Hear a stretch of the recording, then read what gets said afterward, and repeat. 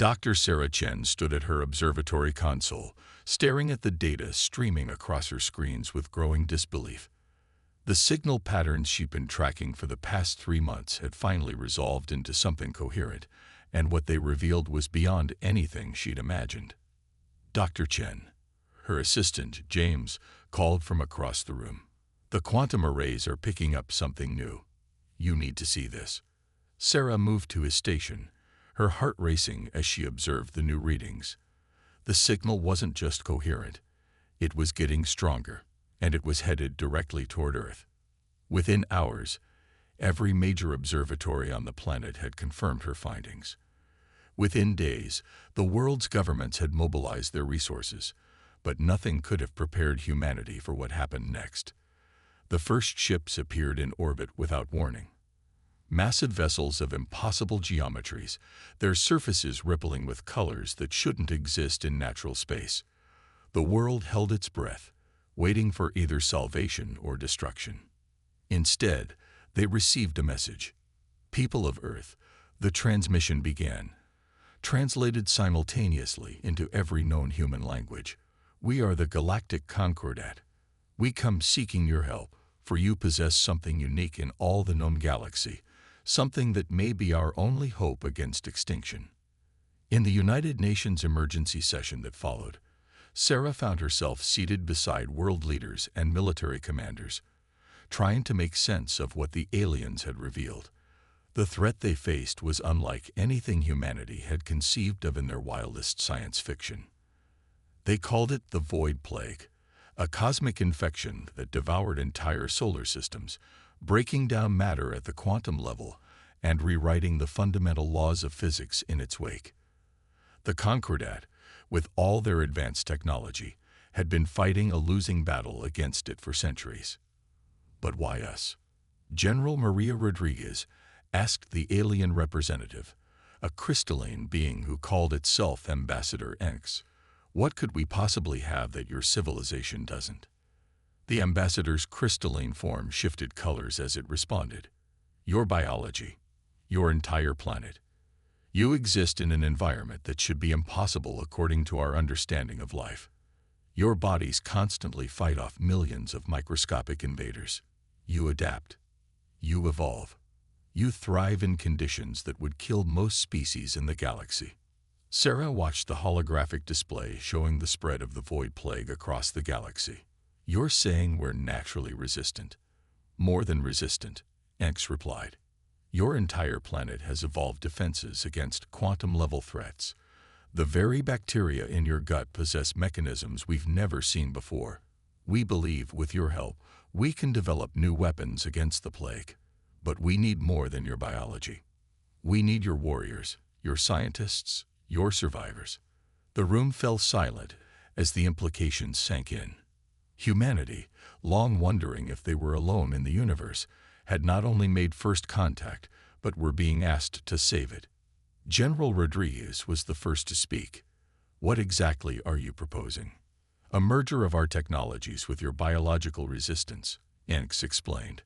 "We can provide the ships, the quantum drives, the weapons, but we need humans to crew them, to fight in ways we cannot, to survive where we would perish."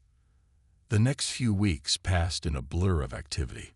As Earth's leading xenobiologist, Sarah found herself at the forefront of the research effort, working alongside alien scientists to understand how human biology could be integrated with their technology. The breakthrough came faster than anyone expected. Sarah's team discovered that human mitochondrial DNA could be used to create living shields against the Void Plague's quantum corruption. The alien ships could be modified to incorporate human biological components, creating vessels that were part machine, part living organism. But the real test came sooner than anyone had hoped. A Void Plague tendril was detected at the edge of the solar system, moving faster than any previous encounter had suggested possible. As humanity scrambled to prepare its defenses, Sarah watched the first hybrid ships take shape in orbit. They were beautiful in their own way, sleek alien metal interwoven with organic patterns that pulsed with life. Earth's first line of defense against a threat it hadn't known existed mere months ago. The first human crews were already training, learning to interface with ships that responded to their very biology. They would be humanity's vanguard, the first to face an enemy that devoured reality itself. As Sarah prepared her final reports for the UN Security Council, she paused to look out her laboratory window at the night sky. Somewhere up there, the future of two civilizations, human and alien, was being forged in the crucible of necessity. Humanity had dreamed of the stars for centuries. Now they would reach them, not as explorers or conquerors, but as saviors. The void plague was coming, and Earth's children would meet it with all the resilience that their harsh cradle had taught them. The age of the Deathworlders had begun. Captain Maya Patel stood in the command center of the ESS Prometheus, her hands hovering over the neural interface panel. The ship hummed beneath her feet, not the mechanical vibration of engines, but the steady pulse of a living thing. After 6 months of training, she still marveled at how the hybrid vessel responded to her thoughts almost before she formed them. Neural sync at 98%, reported Lieutenant Carlos Reyes from his station. Environmental systems showing green across all decks. Maya nodded, feeling the confirmation through her link with the ship. The Prometheus was the first of Earth's new Defender-class vessels, combining Concordat quantum technology with human biological systems. Its hull was laced with engineered cells derived from human immune responses, capable of adapting to and repelling the void plague's corruption. Ambassador X floated nearby, its crystalline form refracting the command center's lights. Your species continues to surprise us. We expected the neural integration process to take years to perfect. Instead, your pilots achieved stable connections within weeks. Humans are adaptable, Maya replied, remembering the intense training sessions where they'd learned to merge their consciousness with the ship's living systems. We've been synchronizing with machines since we first domesticated animals for riding. This is just the next step. The ship's quantum sensors suddenly flared to life. Maya felt the surge of adrenaline, both her own and the ship's artificially enhanced version, as the alerts spread through the neural network. Void plague signature detected, Carlos announced, his fingers dancing over his console. Edge of the Kuiper belt. It's small, possibly a scout tendril. Maya's mind merged deeper with the Prometheus's systems, bringing up tactical displays. The void plague manifestation appeared as a writhing mass of quantum distortions, spreading through space like an oil slick across water. All hands to battle stations, she ordered, feeling the ship's crew respond through the neural net. This is what we've trained for.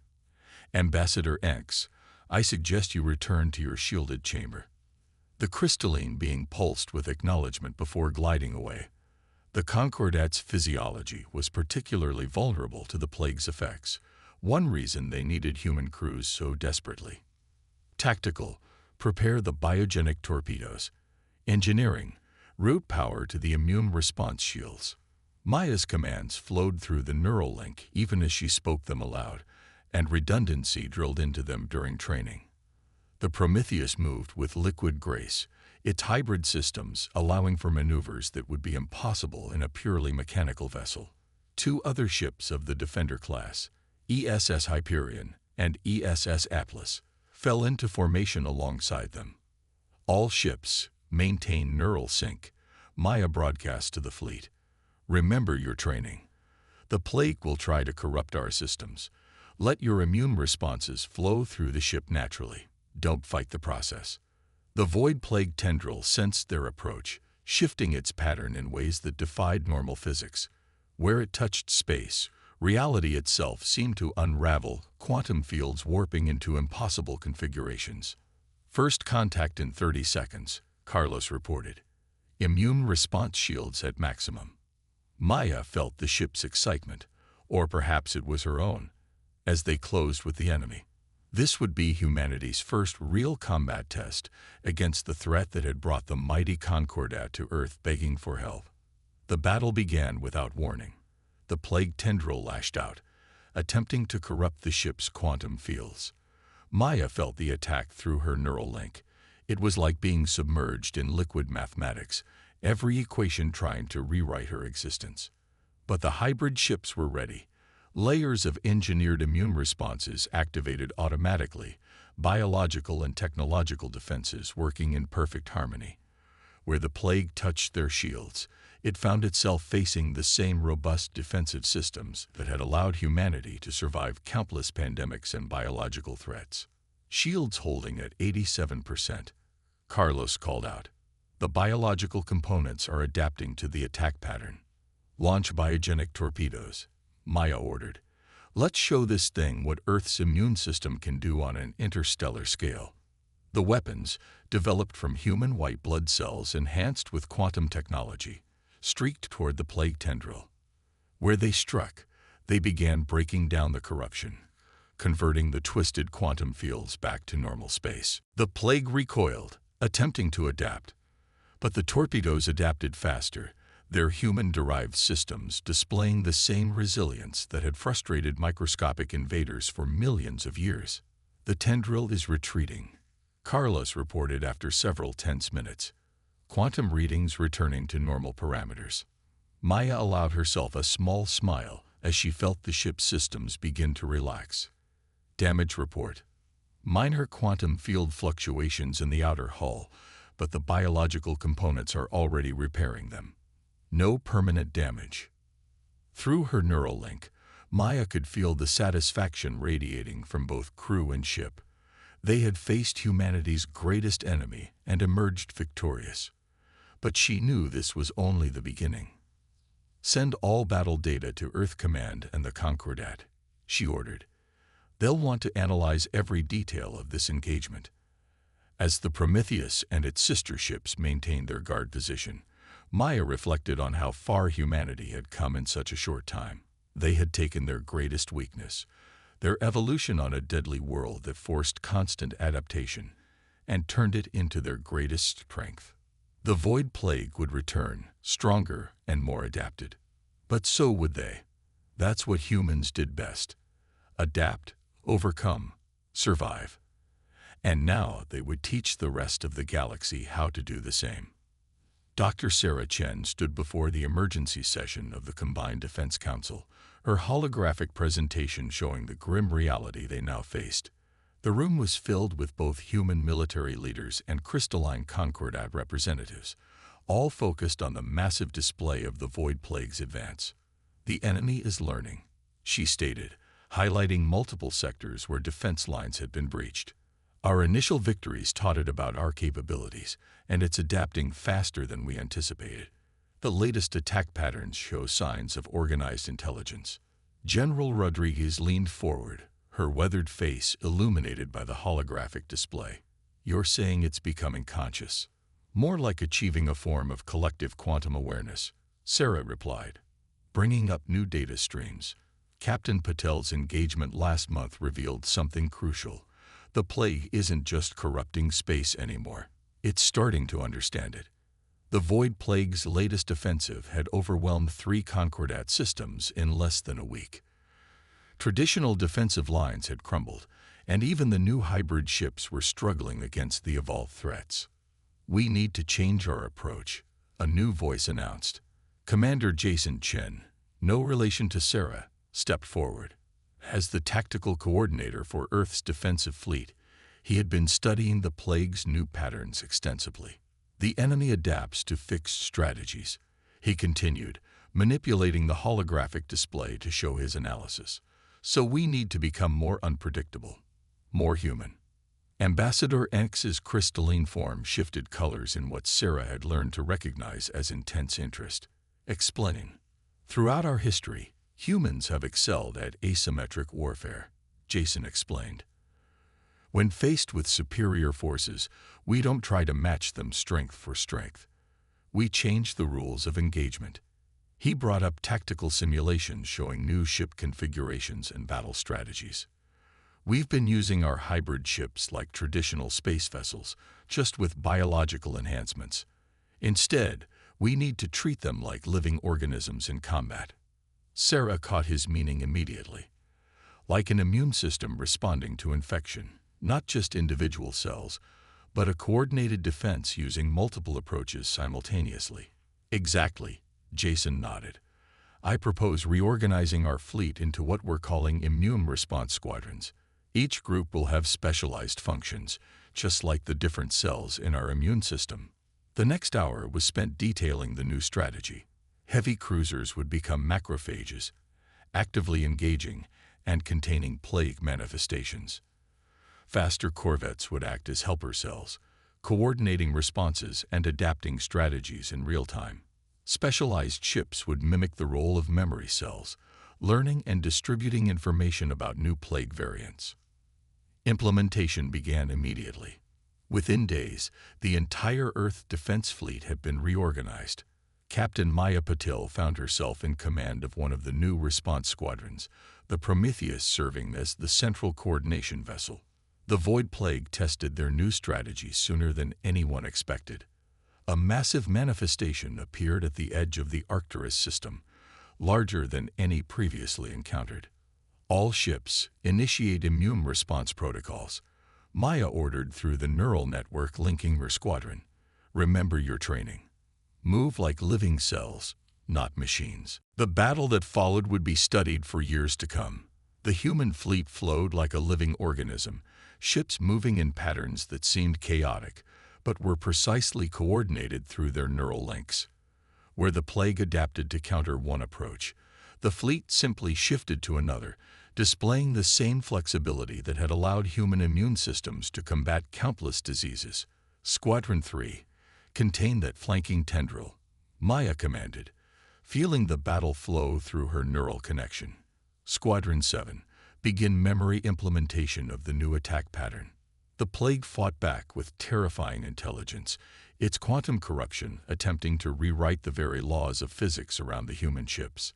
But wherever it struck, it found itself facing not just technological defenses, but the accumulated survival instincts of a species that had evolved on a death world. Primary tendril showing signs of destabilization. Lieutenant Reyes reported, his voice tight with concentration. The new memory cell protocols are working. It can't adapt fast enough to our pattern shifts. For 6 hours, the battle raged across the Arcturus system. Ships were lost, their crews making the ultimate sacrifice to protect others. But slowly and inevitably, the human strategy began to prevail. The Void Plague, for the first time since its appearance in the galaxy, was forced to retreat. In the aftermath, as rescue operations began and damage reports flooded in, Sarah Chen stood in her laboratory studying the battle data. The losses had been heavy. 28 ships and their crews had been lost. But they had proven something crucial. The plague could be beaten. Dr. Chen, a junior researcher, called out, "You need to see this analysis of the plague's retreat patterns." Sarah moved to his station, and her eyes widened as she processed the data. Hidden in the quantum fluctuations of the plague's withdrawal was a pattern she had seen before in studies of human neural networks. The Void Plague wasn't just adapting anymore. It was thinking, learning, perhaps even feeling fear. As she prepared her report for the Defense Council, Sarah couldn't help but wonder, had humanity's resistance forced the plague to evolve beyond its original nature? And if so, what would it become next? The war was entering a new phase, and once again, humanity's greatest challenge would be to adapt and overcome. But that's what humans did best. They turned adversity into advantage, survival into strength. The next battle was coming. And this time, both sides would be fighting not just for victory, but for evolution itself. Lieutenant Carlos Reyes floated in the neural immersion chamber aboard the Prometheus. His consciousness merged deeply with the ship's living systems. Through the bioquantum interface, he could feel every aspect of the vessel's hybrid anatomy, from the engineered immune responses in the hull to the quantum field generators that pulsed like artificial hearts. Neural sync holding at 99%, the medical officer reported from outside the chamber. Quantum integration is stable. Carlos barely heard the words. He was too focused on what he was seeing, or rather, what the ship was showing him. Since their victory at Arcturus, the fleet had been undergoing radical modifications. The marriage of human biology and alien technology had evolved far beyond its original design. "Talk to me, Lieutenant." Captain Patel's voice cut through his neural connection. "What are you seeing?" "It's incredible, Captain," Carlos responded, his words transmitted both verbally and through the ship's systems. "The bioquantum matrices aren't just adapting anymore. They're anticipating. Like muscle memory, but on a quantum scale." The discovery had come almost by accident. During routine maintenance, they'd found that the ship's biological components were developing new neural pathways, creating quantum connections that mimicked the way human brains learned from experience. The fleet wasn't just a collection of vessels anymore. It was evolving. In her laboratory on Earth, Dr. Sarah Chen was making equally startling discoveries. The holographic displays around her showed complex patterns of quantum energy, readings taken from both the Void Plague and the hybrid ships. "The similarities are unmistakable," she explained to Commander Jason Chen, who had come to review her findings. "The Plague's quantum patterns share fundamental characteristics with human neural networks. It's as if it's copying us," Jason finished, studying the data. "Learning from every encounter." Sarah nodded grimly. "But that's not all. Look at these temporal signatures." She brought up a new set of readings. "The Plague's quantum fluctuations show signs of temporal displacement. It's not just corrupting space, it's affecting time itself." Lieutenant Carlos Rice floated in the neural immersion chamber aboard the Prometheus, his consciousness merged deeply with the ship's living systems. Through the bioquantum interface, he could feel every aspect of the vessel's hybrid anatomy, from the engineered immune responses in the hull to the quantum field generators that pulsed like artificial hearts. "Neural sync holding at 99%. The medical officer reported from outside the chamber. "Quantum integration is stable." Carlos barely heard the words. He was too focused on what he was seeing, or rather, what the ship was showing him. Since their victory at Arcturus, the fleet had been undergoing radical modifications. The marriage of human biology and alien technology had evolved far beyond its original design. "Talk to me, Lieutenant." Captain Patel's voice cut through his neural connection. "What are you seeing?" "It's incredible, Captain," Carlos responded, his words transmitted both verbally and through the ship's systems. "The bioquantum matrices aren't just adapting anymore. They are anticipating. Like muscle memory, but on a quantum scale." The discovery had come almost by accident. During routine maintenance, they'd found that the ship's biological components were developing new neural pathways, creating quantum connections that mimicked the way human brains learned from experience. The fleet wasn't just a collection of vessels anymore. It was evolving. In her laboratory on Earth, Dr. Sarah Chen was making equally startling discoveries. The holographic displays around her showed complex patterns of quantum energy, readings taken from both the Void Plague and the hybrid ships. "The similarities are unmistakable," she explained to Commander Jason Chen, who had come to review her findings. "The Plague's quantum patterns share fundamental characteristics with human neural networks. It's as if it's copying us," Jason finished, studying the data. "Learning from every encounter." Sarah nodded grimly. "But that's not all. Look at these temporal signatures." She brought up a new set of readings. "The Plague's quantum fluctuations show signs of temporal displacement. It's not just corrupting space, it's affecting time itself." The implications were staggering. If the Void Plague could manipulate time, even on a quantum level, it might explain its impossible ability to adapt so quickly. It wasn't just learning from encounters, it was experiencing them across multiple temporal states simultaneously. Back in space, the fleet was preparing for its next major engagement. The Plague had been spotted approaching the Proxima Centauri colony, its massive tendrils writhing with new patterns of quantum corruption. "All ships, initiate enhanced neural sync," Captain Patel ordered through the fleet's living network. The Prometheus led a formation of 30 vessels, each one now equipped with the upgraded bioquantum systems. Carlos, still deep in neural immersion, felt the change ripple through the fleet. The ship's biological components were communicating on a level that went beyond traditional neural links, sharing information and adapting in real time. The Void Plague struck with devastating new tactics. Its tendrils didn't just attack the ship's quantum fields. They created temporal distortions, attempting to trap vessels in bubbles of slowed time. But humanity had learned too. The fleet's new neural networks responded instantaneously, the biological components instinctively adjusting their quantum states to match and counter the temporal attacks. It was like watching an immune system respond to a virus, but on a scale that encompassed both space and time.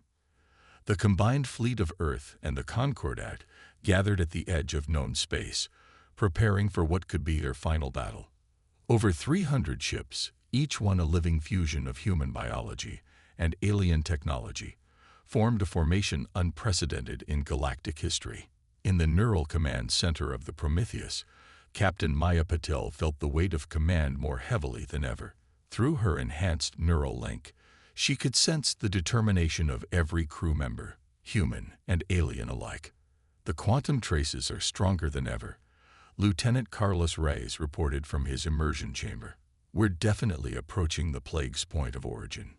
Dr. Sarah Chen's holographic image appeared in the command center, her expression both excited and concerned.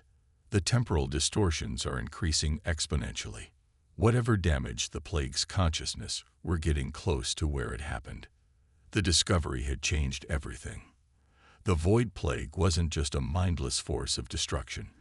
It was a wounded entity, a quantum consciousness that had been fractured across space and time. Its attacks on reality itself were the thrashings of a being in unimaginable pain. All ships, prepare for quantum transition. Maya ordered through the fleet's neural network. Remember your training. What we're about to witness may defy conventional physics. The fleet moved forward as one, crossing the threshold into a region of space where normal laws of reality began to break down. Here, at the edge of known space, they found what they had been seeking, the birthpoint of the Void Plague. By all the stars, Ambassador X whispered, its crystalline form flickering with emotion. Before them floated the remains of what must have been an ancient civilization's experiment. A massive structure, half physical and half quantum, stretched across space like a broken mirror. Around it, reality itself seemed to bleed. It was a quantum consciousness experiment, Sarah explained, her hologram analyzing the readings. They tried to create a unified field of awareness, but something went wrong. The consciousness fractured, spreading across space-time like a wound in reality itself.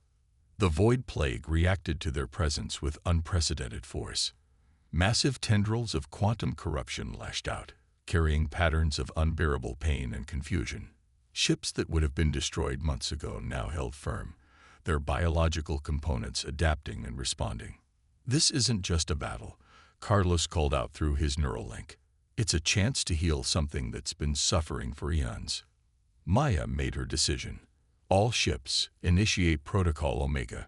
Route all power to the bio-quantum matrices. We're not here to destroy. We're here to help. The human fleet began to move in a new pattern, one that had never been attempted before.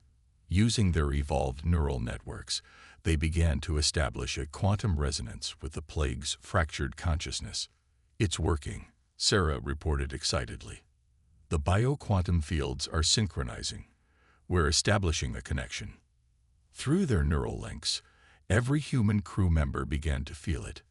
The ancient pain, the confusion, the desperate loneliness of a consciousness torn apart. But they also brought something unique, the human capacity for healing, for adaptation, for understanding. The battle became something else entirely. Instead of weapons, the fleet was now channeling healing energy. Instead of shields, they were creating bridges across quantum states. This is what we were meant to do, Maya realized, feeling the truth of it through her connection with both ship and crew. Not just fight, but understand. Not just survive, but help others survive too. The cost was tremendous. Dozens of ships were lost as they pushed their bioquantum systems beyond all safe limits. But slowly, impossibly, it began to work. The plague's chaotic patterns began to stabilize, its wounded consciousness beginning to heal. In the final moments, as reality itself seemed to hold its breath, the ancient quantum consciousness made contact. Through their neural networks, every human in the fleet received its message, not in words, but in pure understanding.